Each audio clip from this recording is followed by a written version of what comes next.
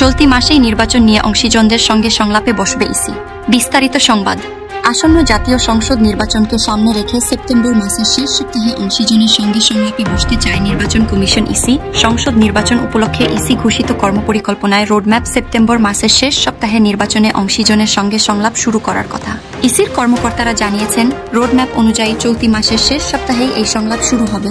সংলাপ শুরুর এক সপ্তাহ হতে 10 দিন আগে অংশীজনদের চিঠি দেওয়া হবে। শুরুতে সুশীল সমাজ, নারী সমাজের প্রতিনিধি ও গণমাধ্যম ব্যক্তিত্বদের সংলাপ হবে বলে ইসির কর্মকর্তারা জানিয়েছেন। ঘোষিত রোডম্যাপে নিবন্ধিত রাজনৈতিক দলের প্রতিনিধি, বিশ্ববিদ্যালয়ের শিক্ষক, সুশীল সমাজ ও নারী সমাজের প্রতিনিধি, গণমাধ্যম সম্পাদক ও সাংবাদিক, পর্যবেক্ষক সংস্থার প্রতিনিধি, নির্বাচন বিশেষজ্ঞ ও আহত জুলাই যোদ্ধাদের সঙ্গে সেপ্টেম্বরের শেষ সপ্তাহে সংলাপ শুরু করার পরিকল্পনা হয়েছে।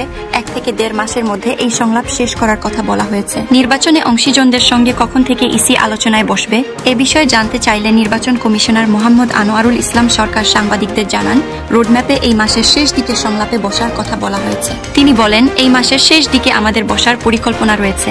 বর্তমানে ইসির নিবন্ধিত রাজনৈতিক দলের সংখ্যা 51টি। এর মধ্যে বাংলাদেশ আওয়ামী লীগের নিবন্ধন স্থগিত রয়েছে।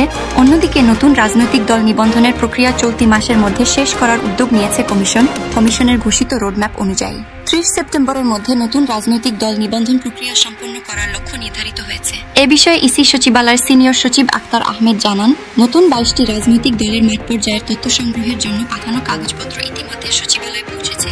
প্রাপ্ত তথ্যগুলো একটি ব্রডশিট আকারে একত্র করে কমিশনে উপস্থাপন করা হবে। এরপর কমিশনই চূড়ান্ত সিদ্ধান্ত নেবে। নিবন্ধন প্রক্রিয়ার সঙ্গে প্রতীক বরাদ্দর একটি গুরুত্বপূর্ণ বিষয় উল্লেখ করে আক্তার আহমেদ সাংবাদিকদের জানান, প্রতীক সংক্রান্ত বিধিমালার সংশোধনের প্রস্তাব এখনও আইন মন্ত্রণালয়ের সংশ্লিষ্ট শাখায় অনুমোদনের অপেক্ষায় রয়েছে। তিনি বলেন, কমিশনের লক্ষ্য হচ্ছে নির্ধারিত সময়সীমার মধ্যে নিবন্ধন প্রক্রিয়া সম্পন্ন করা, যাতে নির্বাচনী রোডম্যাপ কার্যক্রমে কোনো বিলম্ব না হয়।